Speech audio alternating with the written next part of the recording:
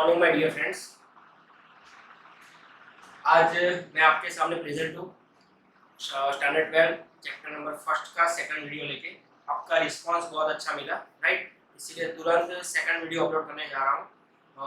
हमने last lecture में क्या पढ़ा था? तो लास्ट लेक्चर में हमने पढ़ा था कि इलेक्ट्रिक चार्ज का इंट्रोडक्शन, राइट, इलेक्ट्रिक चार्ज किसको बोलते हैं। Then we have learn about quantization of charge. Okay, now today our topic is conservation of electric charge. Conservation of electric charge की बात की जाए तो पहले जैसे ही हम हर एक थियरी को एग्जांपल के जरिए एक्सप्लेन करना चाहते हैं, राइट, तो here also I will take one example.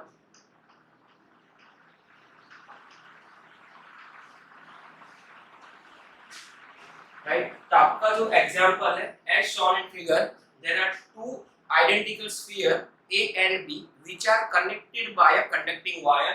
Here you can see that sphere A and sphere B both are connecting with conducting wire, right, and both sphere are identical. Now what is identical sphere? The identical sphere का मतलब ये होता है कि आपके पास अगर एक sphere के अंदर प्रोटॉन फॉर एग्जांपल 8 है, 8 प्रोटॉन्स आर अवेलेबल, देन दूसरे स्फीयर में भी प्रोटॉन कितने होंगे? सेम होंगे, राइट। तो proton must be same on both sphere, but electron जो है वो सेम हो भी सकते हैं और नहीं भी हो सकते। ऐसा क्यों? तो इलेक्ट्रॉन जो है, as we know that electrons are moving outside the nucleus in the orbit, right. So उसको बाहर निकालना है इलेक्ट्रॉन को, तो इलेक्ट्रॉन को हम बाहर निकाल सकते हैं, राइट। और प्रोटॉन जो है उसको हम बाहर नहीं निकाल सकते, वो ऑलवेज न्यूक्लियस के अंदर होता है due to the strong nuclear force between proton neutron and proton and neutron. Okay, तो इसीलिए दोनों में प्रोटॉन के नंबर कैसे होंगे? सेम होंगे, और इलेक्ट्रॉन के नंबर कैसे होंगे? डिफरेंट होंगे, और सेम हो भी सकते हैं, राइट। तो यहाँ पे मैं कंसीडर करता हूँ कि चलो मेरे पास ये स्फीयर जो है उसके अंदर 8 प्रोटॉन है। अगर 8 प्रोटॉन है तो उसका चार्ज कितना होगा प्रोटॉन का? +8t। तो सिमिलरली यहाँ पे भी कितना है? +8t। नाउ पहले मैं बात कर दूं कि आपके पास ये स्फीयर जो है ना, इस स्फीयर का टोटल चार्ज हम कंसीडर करते हैं +4। जस्ट एग्जांपल लिया हुआ है to explain this topic, conservation of electric charge, right. So आप कोई भी ले सकते हो, ऐसा जरूरी नहीं कि +4 ही लो। ओके, अभी बी जो है, बी मैंने लिया हुआ है चार्जलेस स्फीयर। चार्जलेस स्फीयर का मतलब है कि उसके पास टोटल चार्ज कितना होगा? 0 होगा, राइट। अभी हमने क्या बोला कि बोथ आर आइडेंटिकल स्फीयर, दोनों आइडेंटिकल है तो दोनों के अंदर प्रोटॉन के नंबर सेम होंगे, राइट। अभी इलेक्ट्रॉन की बात करते हैं। चलो अभी ए का टोटल चार्ज +4p है, उसके अंदर 8 प्रोटॉन है, इलेक्ट्रॉन कितने होंगे? 4, डेफिनेटली, क्योंकि ये दोनों का समेशन क्या होना चाहिए? +4 होना चाहिए। ओके, नाउ सिमिलरली हियर यहाँ पे 8 प्रोटॉन है, टोटल चार्ज 0 है, चार्जलेस स्फीयर है, तो इसका नंबर, इसके अंदर इलेक्ट्रॉन के नंबर कितने होंगे? 8 होंगे, राइट। तो टोटल चार्ज कितना होगा? दोनों का समेशन करेंगे, then we will get 0, right. तो जो हमने आइडेंटिकल स्फीयर लिया था बी, राइट, तो बी का कैसा था चार्ज? 0 चार्ज था, तो यहाँ पे हमको मिल गया। Now what will happen? Consider this is one system. This system consists of two identical sphere and one conducting wire. And this system is not connected outside. ये सिस्टम बाहर कहीं से भी कनेक्टेड नहीं है इलेक्ट्रिकली। ओके, तो अभी यहाँ पे हम देखने जाए तो व्हाट विल हैपन? तो दोनों में से पॉजिटिव चार्ज जो है वो तो ट्रांसफर होगा नहीं, मतलब प्रोटॉन तो ट्रांसफर होगा नहीं, राइट, बिकॉज़ दोनों में प्रोटॉन कैसे है? सेम है, राइट। इलेक्ट्रॉन की बात की जाए, then electron will start to transfer from A to B और बी टू ए। हमारे पास दो ऑप्शन है, ए से बी जा सकते हैं और बी से ए जा सकते हैं, तो कौन सा ऑप्शन सही है? तो वो यहाँ ध्यान से देखो कि ए के पास इलेक्ट्रॉन है 4, बी के पास इलेक्ट्रॉन है 8, देन डेफिनेटली इलेक्ट्रॉन कहां से कहां जाएंगे? जहां पे ज्यादा है वहां से कम की ओर जाएंगे, मतलब बी के पास इलेक्ट्रॉन ज्यादा है तो B will donate electron to A. तो सपोज कि यहाँ पे एक इलेक्ट्रॉन ट्रांसफर हो रहा है, अगर एक इलेक्ट्रॉन ट्रांसफर हुआ, then in next situation what will happen? Proton remain same, उसमें कोई चेंज नहीं आएगा। नेक्स्ट, अगर एक इलेक्ट्रॉन यहां से निकल गया तो इधर कितने हो जाएंगे? 7 इलेक्ट्रॉन, एक इलेक्ट्रॉन यहाँ पे एंटर हुआ तो यहाँ पे कितने हो जाएंगे 5 इलेक्ट्रॉन। अभी ये ए का टोटल चार्ज कितना हुआ +3 e, यहाँ पे बी का टोटल चार्ज कितना हुआ +e, राइट। अभी ट्रांसफर होगा यस और नो? यस डेफिनेटली होगा, राइट। क्यों होगा? तो उसके लिए बोथ आर आइडेंटिकल, आइडेंटिकल होने की वजह से दोनों में ट्रांसफर कब तक स्टार्ट रहेगा जब तक नंबर ऑफ इलेक्ट्रॉन सेम नहीं हो जाए, राइट। इसमें इलेक्ट्रॉन कितने हैं 5 है, इसमें इलेक्ट्रॉन कितने हैं 7 है। तो अभी क्या होगा जब एक और इलेक्ट्रॉन यहाँ पे आएगा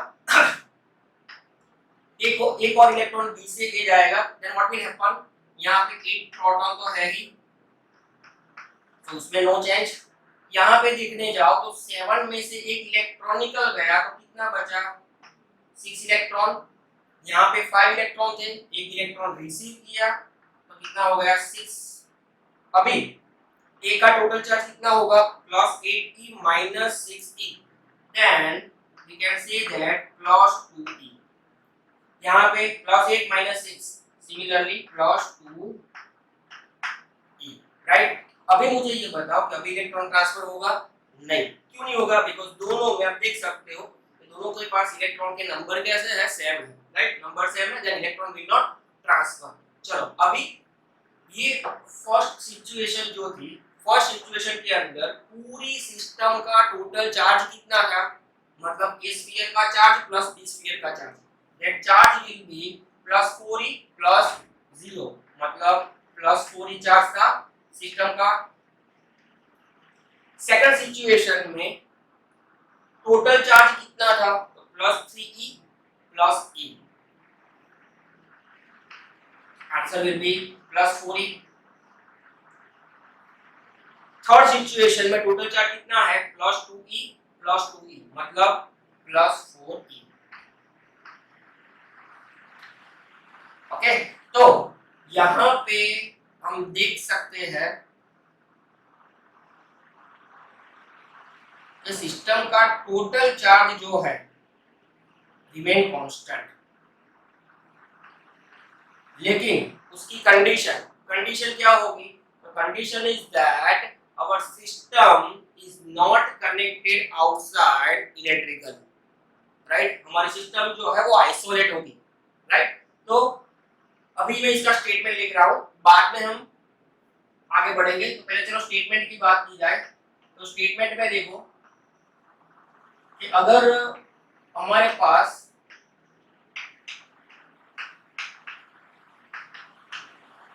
for isolated electrical system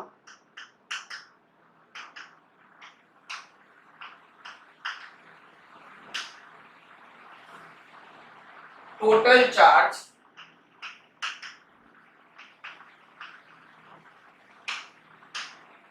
of the system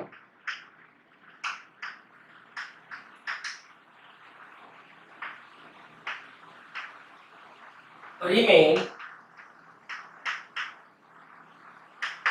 constant, right. यहाँ पे हमने देखा कि हमारे पास जो सिस्टम है वो बाहर किसी के साथ कनेक्टेड नहीं है, राइट। तो कनेक्टेड नहीं है देन डेफिनेटली वहां पे हम देखने जाए तो पूरा चार्ज जो है पूरी सिस्टम का वो कैसा रहेगा कांस्टेंट मेंटेन होगा, राइट। अब एक एग्जांपल सेकंड ले लेता हूं मैं। ऐसे बहुत सारे एग्जांपल है। हमारे पास एक बॉक्स है, ग्लास बॉक्स,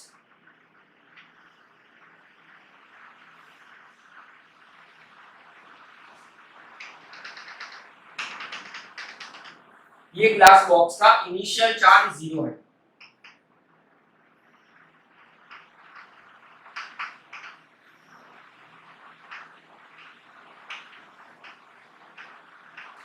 राइट। अभी इसके बाहर एक फोटोन है, right? What is photon? It is a chargeless particle. Remember, photon is a chargeless particle. It consists of one electron and positron. Okay, so electron plus positron. अभी electron सबको पता है कि इलेक्ट्रॉन कैसा चार्ज है, negative. What is positron? Positron का मतलब होता है पॉजिटिव इलेक्ट्रॉन, मतलब कि वो है इलेक्ट्रॉन बट कैसे होंगे, पॉजिटिव होंगे। यहाँ पे हम लिख सकते हैं प्लस की, राइट। अब क्या होगा कि ये फोटोन जो है ना उसको हम यहाँ पे इंसिडेंट करवाते हैं। When photon incident on this surface, then what will happen? When photon incident on the surface, then photon के अंदर जो पार्टिकल है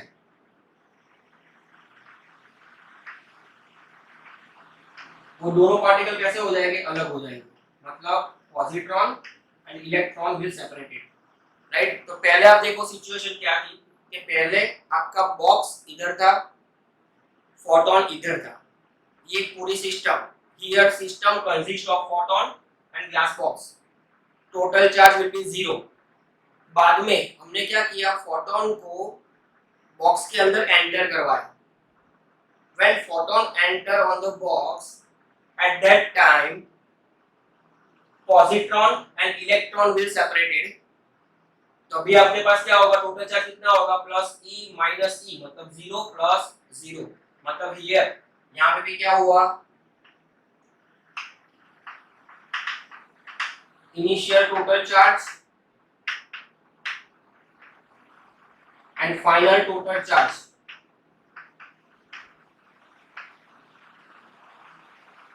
कैसे रहे, सेम रहे, लेकिन ध्यान रखने का किसका, ऑफ सिस्टम का। और सिस्टम कैसी होनी चाहिए, इलेक्ट्रिकली आइसोलेटेड होनी चाहिए। ओके, तो ये था हमारा कंजर्वेशन ऑफ चार्ज। और शायद आपने सुना भी होगा कि charge can not be destroyed, it can not be produced, right. मतलब चार्ज को डिस्ट्रॉय भी नहीं कर सकते, उसको प्रोड्यूस भी नहीं कर सकते, that is called the conservation of electric charge, right. तो अभी आपको अगर ये लिखना है तो वीडियो को पॉज कर दो and then right.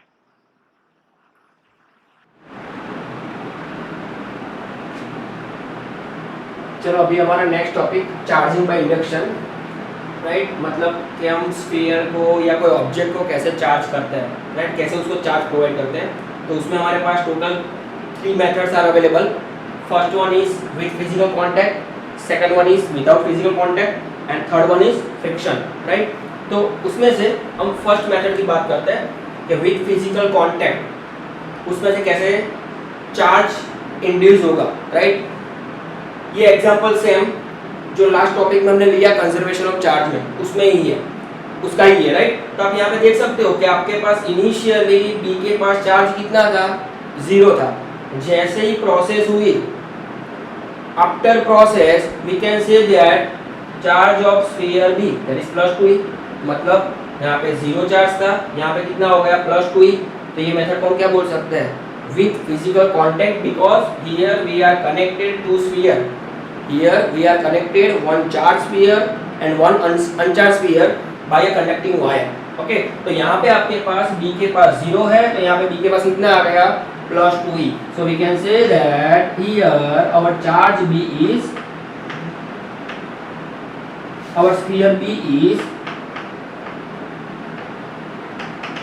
charged। But this method has some drawback। Drawback क्या है, एक एग्जांपल आपको दूंगा तो समझ में आएगा, राइट। एक एग्जांपल हम कंसीडर करते हैं। फॉर एग्जांपल मेरे पास एक पावर बैंक है,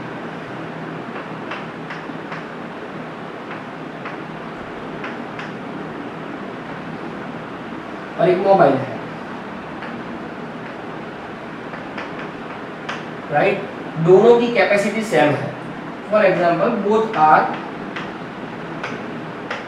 having 3000 कैपेसिटी, बैटरी की कैपेसिटी, ठीक है। अगर आपका पावर बैंक 100% चार्ज है तो आपका मोबाइल अगर मैं ले रहा हूँ तो 0% चार्ज है, right. If I connect this to by charger, by charging wire, then what will happen, when mobile has 50% charge, this will become 50%, because mobile जो है वो कहाँ से चार्ज हो रहा है, पावर बैंक से चार्ज हो रहा है। If this will become 70%, then here there will be 30%. If your mobile is 100%, then here it is 0%। तो भाई ड्रॉबैक देख लो, ड्रॉबैक क्या है इसका? आपका मोबाइल तो चार्ज हो रहा है but your power bank get discharged.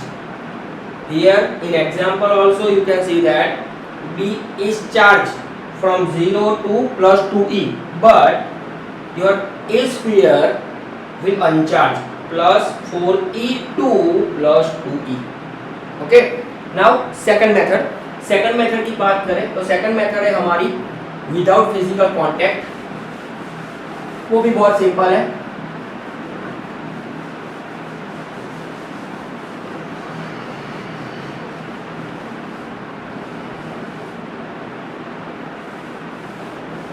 चलो सेकंड मेथड की बात करते हैं. सेकंड मेथड है मेरी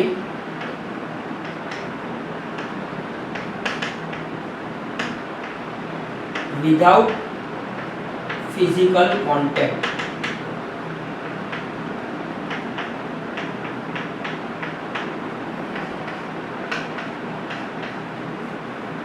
take one sphere which is uncharged. Take one sphere which is uncharged and put this sphere on isolated stand. For example, it is sphere A. It has zero charge. So total number of electron and total number of proton, total number of negative charge and total number of positive charge will be same. हम क्या करते हैं तो plastic road को इसके नजदीक लेके जाते हैं. It is your sphere which is chargeless.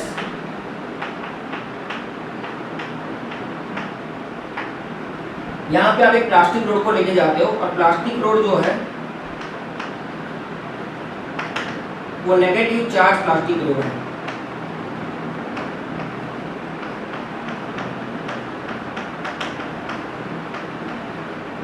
Okay, negative charge plastic rod है तो ध्यान से देखना. अभी इसके अंदर number of proton and number of electron both will be same. So positive charge and negative charge और electron and proton both are distributed equally in this sphere. But when we take plastic rod towards the sphere, at that time what will happen? Positive charge in sphere A, positive charge in sphere A will attract towards the plastic rod. Similarly, negative charge in this sphere are repel due to the plastic rod. So negative charge आपके यहाँ इधर आ जाएंगे and positive charge यहाँ पे आ जाएंगे. अब हमको क्या करना है तो अब हम करेंगे कि ये जो स्फीयर है वो स्फीयर को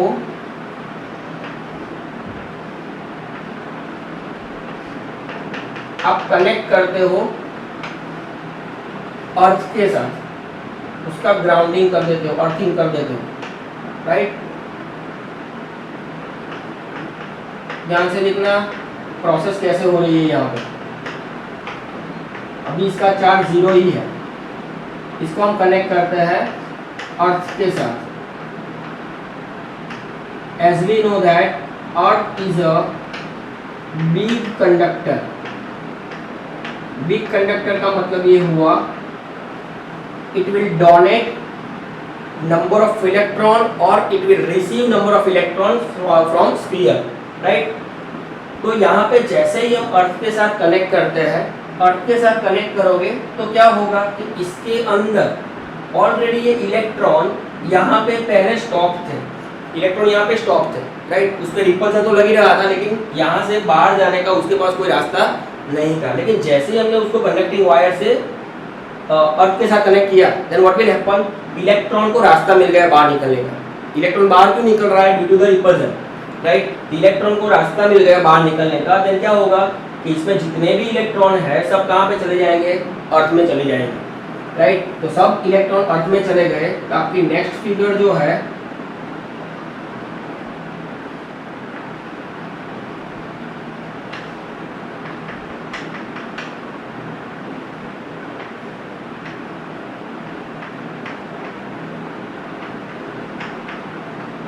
चेंज हो जाएगी।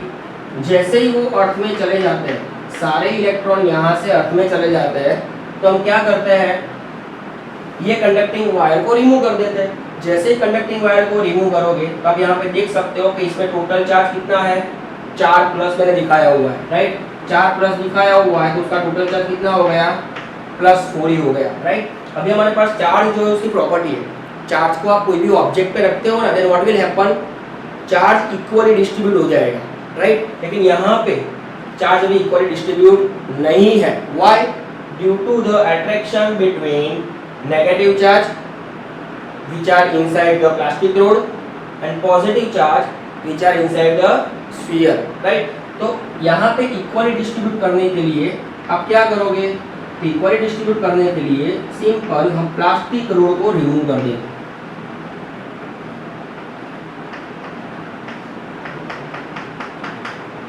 प्लास्टिक रोड को जैसे आप रिमूव करोगे, then your sphere A will become positive charge and positive charge are distributed uniformly in whole sphere. So here our positive charge A, sphere A become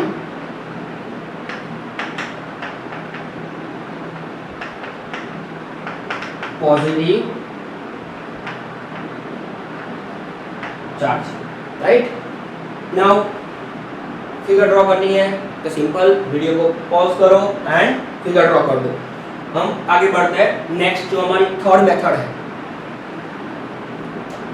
third method की ओर। एक चीज यहाँ पे बताना भूल गया कि अगर हम पॉजिटिव चार्ज हुआ, ये हमारा पॉजिटिव हो गया, हम किसको लेके नजदीक गए थे, नेगेटिव को लेके नजदीक गए थे।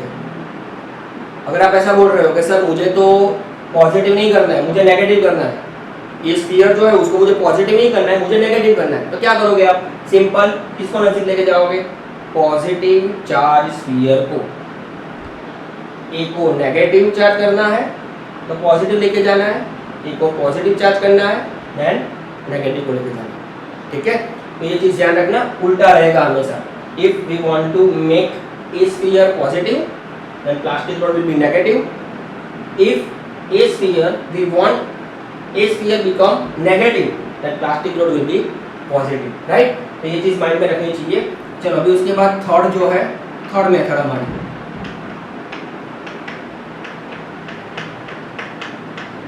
फ्रिक्शन। सिंपल हम एग्जांपल कंसीडर करते हैं तो आपको अच्छी तरीके से समझ में आएगा।